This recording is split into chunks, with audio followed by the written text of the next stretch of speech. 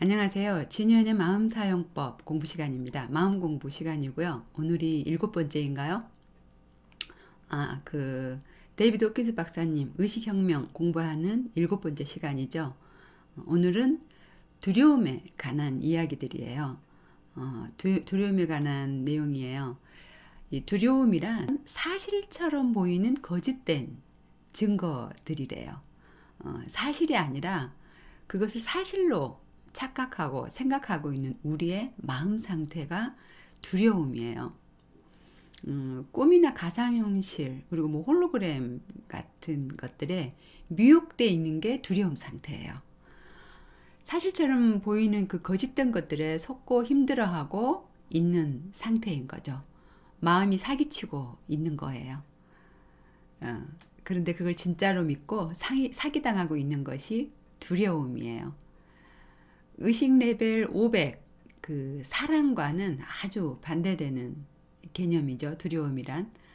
기쁨과도 반대되는 감정이죠. 그러니까 인간의 삶이 그 행복하지 않은 상태의 의식 레벨이라고 보시면 돼요. 그래서 의식을 올려야 되겠죠. 가벼운 두려움부터 중증은 두려움 두려움 자체가 개인차가 있지만 뭐라 그럴까?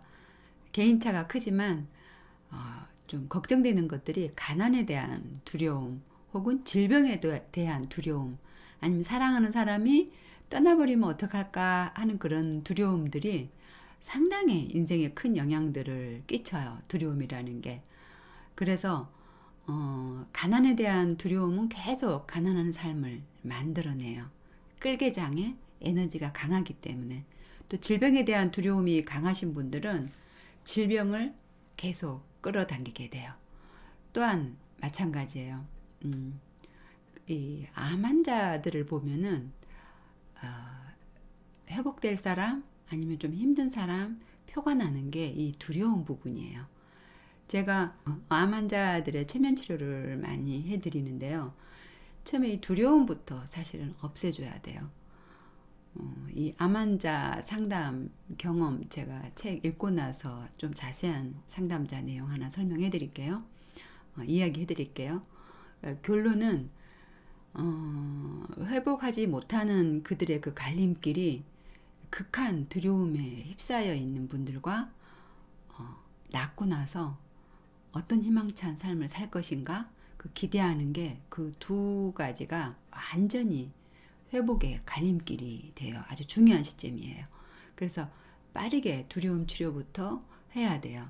근데 암 치료뿐만 아니라 모든 마음의 문제들, 인생의 그 문제들을 일으키는 그런 의식 레벨 낮은 200 이하의 상태들은 사랑, 기쁨, 평화의 상태로 만들어줘야 돼요. 모든 마음의 치유는 거기서부터 시작되니까요. 또 사랑이 떠날 것을 두려워하는 그 두려움 있죠. 반드시 시간이 걸려서 그렇지 두려워하시는 분들은 사랑이 떠나요. 물론 지금 행복한 이 마음과 붙잡고 있는 마음과 두려움 사이는 시소처럼 이렇게 왔다 갔다 해요. 그러다 어느 순간 두려움이 올라오고 커지면은 헤어지게 돼 있어요. 그래서 이 두려움이라는 그렇게 헤어지고 싶지 않은데도 헤어지는 이유는 두려움이라는 이 끌개의 장이 너무 에너지가 강하기 때문이에요. 그러니까 낮은 이 레벨 의식이 두려움을 극복을 해내던가 치료를 좀 힘드신 분들은 받아야 되겠죠. 그러니까 원하지 않는 삶을 두려움이 자꾸 만들어내요. 두려움이 깊어지면 더 낮은 단계로 가게 되고요. 결국은 저 무기력 상태까지 쭉 빠지게 돼요. 두려움에 질식이 돼버리면은. 그러니까 두려움의 의식 레벨, 즉 이 끌개장은 두려움을 더 확장시켜서 삶을 원하지 않는 방향으로 가져간다는 걸 아셔야 돼요. 그분 잠깐 말씀드릴게요. 생각이 났는데 앤서니 라빈스라는 분 있죠. 토니 라빈슨이라고도 하는 잠자는 거인을 깨워라. 책 제목이 뭐였죠? 종이 있는데. 내 안에 잠든 거인을 깨워라. 제가 나이가 먹으니까 총기 있다는 소리를 젊었을 때 많이 들었는데 자꾸 이렇게 까먹어요. 내 안에 잠든 거인을 깨워라의 저자 앤소니 라빈스라는 분이 지금 인생 코치, 동기부여가 뭐 굉장히 유명하신 분이에요. 대통령들의 그 정신세계나 의식세계를 자문을 하시고 유명 연예인들을 다 인생 코칭을 하시고 마음 코칭을 하시는 아주 유명하신 분이에요. 근데 이분이 유명하게 된 계기가 그거예요. TV쇼에 출연을 해가지고 우리로 따지면 예능 프로겠죠. 공포증들을 뱀에 대한 공포증이라든가 개에 대한 공포증이라든가 그런 것들을 5분 10분 만에 싹 사라지게 하는 마술 같은 마음 치유법, 마음 사용법을 사용을 해요. 그러면서 굉장히 유명해져 버려요. 물론 사기꾼이다, 뭐다 하면서 말도 많았지만 그분의 TV 출연은 그 옛날에 우리 뭐 제 고등학교쯤 됐을 텐데 그 유리겔라 초능력자의 TV 출연처럼 우리나라에 그런 분이 한번 TV 출연한 적이 있었어요. 센세이션한 반향을 일으켜서 굉장히 유명해져요. 물론 베스트셀러 내 안에 잠든 거인을 깨워라라는 그 책과 또 다양한 책들을 많이 만들어냈지만 제가 얘기하고 싶은 건 그분이요 최면 NLP의 대가예요. 거기서 나온 TV에 출연해서 했던 공포증을 치료하는 기법들이 다 NLP 기법들이에요. 뭐 영화관 기법이니 뭐 이름들이 이렇게 있어요. 고무적인 건 공포증, 두려움증이 치료가 그다지 어렵지 않을 수도 있다라는 얘기예요. 좀 희망적인 얘기죠. 오늘은 이제 치료법에 대해서 얘기하는 시간은 아니고 의식 레벨의 단계에 두려움이라는 게 있다. 이 두려움이 우리 인생에 부정적인 악영향을 많이 끼친다. 그렇다면 이 두려움이라는 게 의식 레벨의 저 100 정도, 숫자 100을 차지하는 건데 어떤 사회적인 나쁜 영향들을 끼치고 개인한테 어떤 영향을 끼치는지 책을 읽고 다음 얘기 또 한번 해볼게요. 책에 설명이 자세히 나와 있기 때문에 의식 레벨 한 단계 한 단계는 그 저자의 책을 제가 읽어드리고 있습니다. 에너지 수준 100, 두려움. 100의 수준에는 좀 더 활발한 에너지가 보인다. 위험에 대한 두려움은 건강한 반응인 것이다. 세상은 두려움으로 가득 차 있고 그런 두려움이 인간을 활동하게 하는 원천이 되기도 한다. 적에 대한 두려움, 늙음과 죽음에 대한 두려움, 거절에 대한 두려움, 그리고 사회적인 다수의 두려움은 인간 행동의 근본적인 동기가 된다. 이 수준의 사람들에게는 세상이 위험해 보이고 함정과 위협으로 가득 차 있는 것처럼 보인다. 두려움은 독재자가 민중의 통제를 위해 공식적으로 사용하는 도구이고 불안감의 조성은 시장을 독점하려는 회사들의 상투적인 수단이다. 언론이나 광고업체들은 두려움을 유도하여 시장 점유율을 늘리고 있다. 두려움의 확산은 인간의 상상력과 마찬가지로 끝이 없다. 일단 두려움에 사로잡히게 되면 그 사람에게는 세상이 온통 두려움의 대상이 되어버린다. 두려움은 광박간염이 되어 여러 가지 형태로 번져간다. 사랑하는 사람과의 관계가 끝나는 데에 대한 두려움은 질투를 유발하고 만성 스트레스를 초래한다. 두려움은 편집증이나 신경증적인 상태로 진전될 수도 있고 전염성이 있어 사회 전체를 지배할 수도 있다. 두려움은 개인의 성장을 제한하고 억압 상태를 초래한다. 두려움의 수준에서 벗어나기 위해서는 뚫고 일어설 에너지가 필요하기 때문에 거기에 짓눌린 사람들은 다른 사람의 도움 없이는 그보다 높은 수준으로 갈 수가 없다. 그러므로 두려움의 수준에 있는 사람들은 이를 극복한 것으로 보이는 강력한 지도자를 희망하며 그 지도자가 자신들을 두려움에서 해방시켜 주기를 기대한다. 여기까지예요.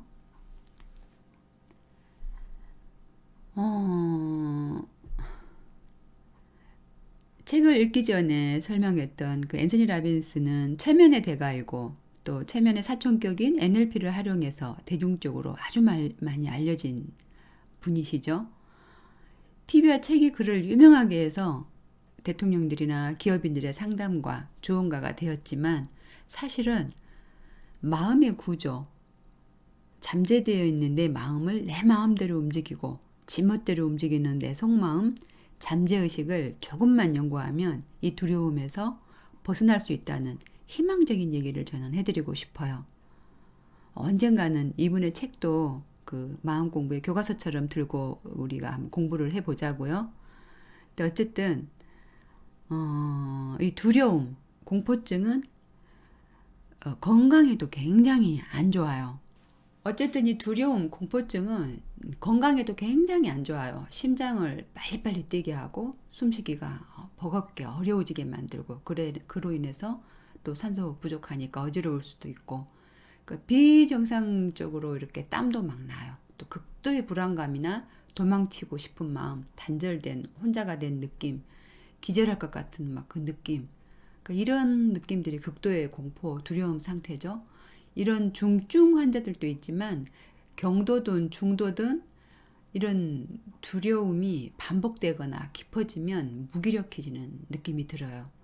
당연히 이런 두려움들이 필요하니까 인간한테 있을 거란 말이에요. 적당한 두려움은 교감 신경의 긴장 상태를 만들고 그 생존에서 살아날 수 있게끔 하는 게 두려움인데 심해져 버리면 뭐든지 과해버리면 문제가 되는 거잖아요. 그러니까 심한 두려움은 우리 세포들을 꼼짝달싹 못하게 이렇게 질식시켜버리는 거예요. 건강에 많이 안 좋다는 얘기예요. 건강만 보더라도. 그러니까 내가 이 책 읽기 전에 설명했던 암 환자들에 대한 이야기를 좀 해드릴게요. 어떤 암 환자는 1기 진단을 받게 돼요. 1기, 0기, 2기. 암 환자들 사이에서는 축하합니다 그래요. 축복이래요. 빨리 발견됐기 때문에. 근데 그분들 중에 완전 공포에 사로잡혀 버리는 분들이 계세요. 그런데 4기나 아주 3기 이렇게 3기 중반 이렇게 중후반 때 기술을 받고도 평화를 빨리 되찾는 분들이 계세요. 그리고 암에 집중이 안 돼 계셔요. 두려움에 집중이 안 돼 있다는 거예요. 둘 중에 누가 암에 대한 그 치유 효과가 그리고 암 그 병원 치료 결과가 좋게 나타날까요? 그러니까 저는 이런 케이스를 봤어요. 32살 먹은 그 직장암이었나 대장암이었나 장 쪽에 암이 생긴 분이었어요. 직장 쪽이었던 것 같아요. 왜냐하면 토모테라피라는 그 비싼 의료보험 안 되는 방사선이 있어요. 굉장히 많은 양을 그 부위에 아주 집중해가지고 쏘게 되는 방사선인데요. 좋은 치료라고 보험도 안 되고 몇 천만 원을 들여서 그 치료를 받는 도중에 소변 줄기로 대변이 나오게 된 거야. 서로 연결되고 빵꾸가 나버린 거예요. 녹아가지고. 이 암은 심한 암이 뭐 2기, 3기 넘어간 암이 아니었는데 굉장히 공포에 휩싸여 버린 거예요. 불과 몇 개월 만에 여기저기 전이가 되더라고요. 그러니까 공포를 평화스럽게 해주는 최면을 통해서 치료를 했지만 한동안 저랑 만나다가 그 뒤로는 어떻게 됐는지 모르겠어요. 저를 찾아오질 않으니까 중간에 연락을 해도 소식이 끊겼더라고요. 그런 분이 계시는가 하면 물론 그게 계기가 됐지만 그분은 정말 암에 대한 공포가 강했어요. 나이가 어리신 분이었기 때문이기도 하지만 그 공포가 본인의 그 삶을 짓눌러 버린 거죠. 근데 반대로요. 사기 암인데도 암에 집중돼 있지가 않았어요. 두렵지 않았어요. 그분 독실한 크리스찬이었거든요. 모든 건 죽고 사는 것조차도 하나님께 맡겨버리고 그분은 매일 봉사를 다녔어요.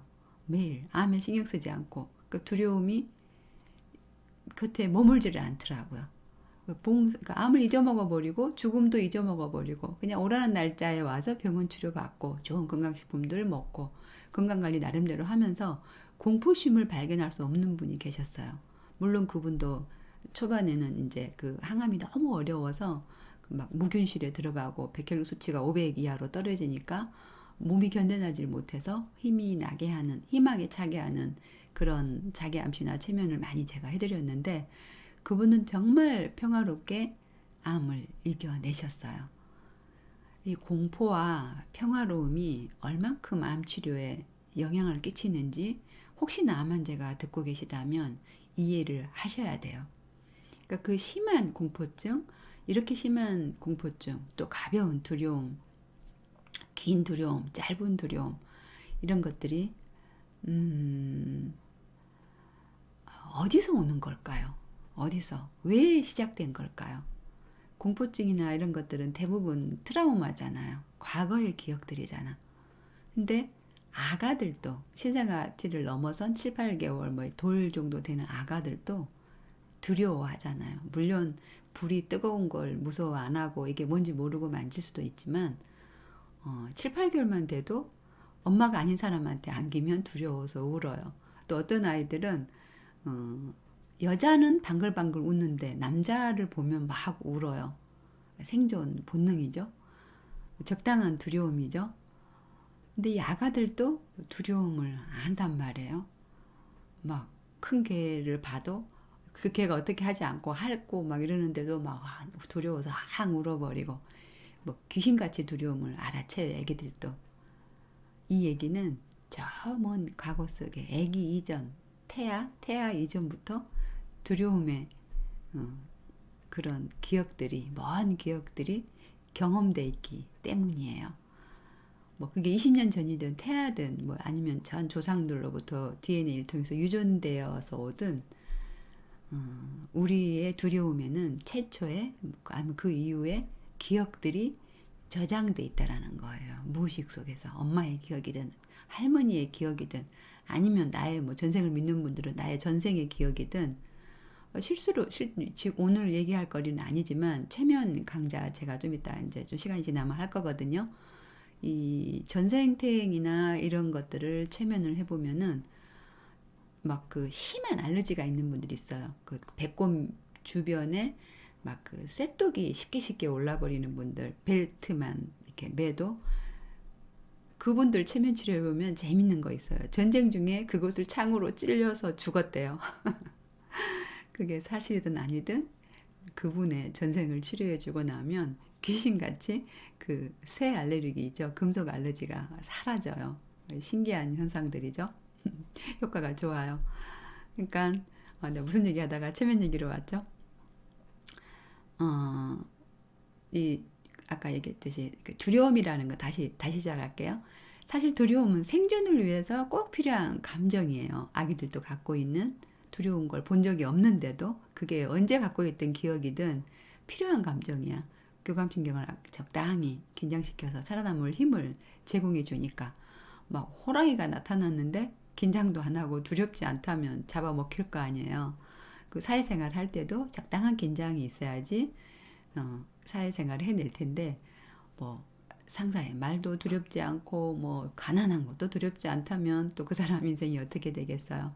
그게 아주 좋은 긍정적인 감정인데 과한 거 그게 이제 문제예요. 무슨 일이든지 치우침이 문제죠. 중용이 중요한 건데 그러니까 교통사고를 당하면은 한동안 운전이 두렵고 피하고 싶어져요. 집에서 강도를 당해도 집에 들어가는 것조차 무서워져요. 사실은 앞으로 그런 일이 그런 똑같은 교통사고가 일어날 일도 아니면 집에서 맨날 강도가 들어올 일도 없는데 비슷한 상황만 생기면 극도의 공포를 모두들 경험하게 돼요. 그러니까 사람들이 이 기억이 망각되고 미미해져서 살아가야 인생에 방해가 안 되는데 또 위급할 때 도움이 되는데 삶에 부정적인 영향을 주는 큰 두려움들이 문제인 거죠. 아까 얘기했듯이. 그러니까 그런 분들의 기억을 리셋시키고 재프로그래밍을 해서 새 삶을 주어야 돼요. 아니 본인이 극복해내는 기술들을 연구를 해서 연마를 하든가. 그런데 세상은 우리를 가만두질 않아요. 계속 두려움 속에서 살게 해요. 모든 마케팅이 그렇잖아요. 모든 마케팅이 뭐 점쟁이들 마케팅, 종교적인 마케팅 대표적이잖아요. 남편이 바람 피울까봐 두려워서 부적을 쓰고 남편 베개 속에다 뭐 무슨 뭘 넣어놓고 또 구슬하게 하고 원죄에 대한 두려움으로 뭐 지옥을 갈 거라고 해서 계속 사람들을 겁에 질리게 해서 교회를 나오게 한다든지 그 좀 너무 나쁜 표현인가요? 그러니까 또 비만의 끔찍함을 비만으로 인해서 생기는 병들을 계속 공포심을 조장을 해서 다이어트 제품을 팔고 질병도 마찬가지 병에 대한 막 두려움을 확대시켜서 건강식품들을 많이 팔려나가게 하고, 그러니까 많은 산업들이 영업을 위해 우리들을 두려움 속에 계속 노출시키고 세뇌를 시킨단 말이에요. 우리가 그것들로부터 벗어나지가 않아요. 쉽지가 않아요. 너무 사회적인 최면에 걸려있기 때문에. 그 연예인들 그 공황장애 같은 것도 두려움이거든요. 인기가 없을 때 어떻게 될지에 대한 무의식 속 그 공포감, 계속 이렇게 살아야 되나라는 공포감들, 그 두려움이 그렇게 공황장애라는 이름을 갖게 되는 병으로 발전하는 거거든요. 그러니까 두려움에 짓눌려 있을수록 삶이 원하지 않는 방향으로 계속 가요. 근데 사회는 계속 우리를 두렵게 만들어요. 노후에 대한 불안감도 어마어마하게 강조를 하죠. 사실 복지 계속 좋아질 거고 타지 50년 전에 비하면 노후 걱정할 일도 없는데, 우리는 누구나 할 것 없이 노후를 위해서 비축하고 노후를 위해서 걱정 근심을 하면서 한 50대 이상이 되면 다 노후 대책, 노후 걱정이라는 말이 1순위가 돼버려요.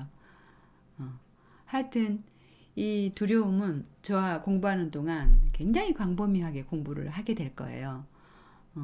두려움이 너무 사회적으로 만연돼 있기 때문에, 두려움 때문에 너무 많은 나쁜 일들이 벌어지기 때문에, 오늘은 이제 의식의 지도 안에서 이런 의식 레벨 100의 두려움이 차지하고 있다라는 것만 이렇게 알리고 있는 거고요. 또 이제 오늘 얘기를 좀 정리를 해보자면, 두려움은 생존을 위해서 꼭 필요한 감정이지만 의식의 지도 안에서, 의식 레벨 안에서는 용기인 분기점 200 저 아래에 100 정도의 낮은 의식 상태라는 얘기예요. 이 두려움이 긍정적인 것보다는 부정적인 악영향을 많이 끼치고 있다. 그러니까 두려움에 사로잡힌 의식 상태는 스트레스, 편집증, 신경증 그런 것들을 동반해서 비건강한 삶, 몸도 그렇고 정신도 그렇고 인생의 전반적인 원하지 않는 방향으로 우리를 이끌고 있다. 이 얘기가 오늘의 요지였어요. 따라서 깊은 두려움, 강한 두려움은 누군가의 도움, 치료를 좀 받아야 돼요. 그것은 사실 최면이나 NLP를 좀 공부해보면 그리 어렵지 않아요. 마음 사용법을 알아버리면은. 네, 오늘은 여기까지였습니다. 또 봬요.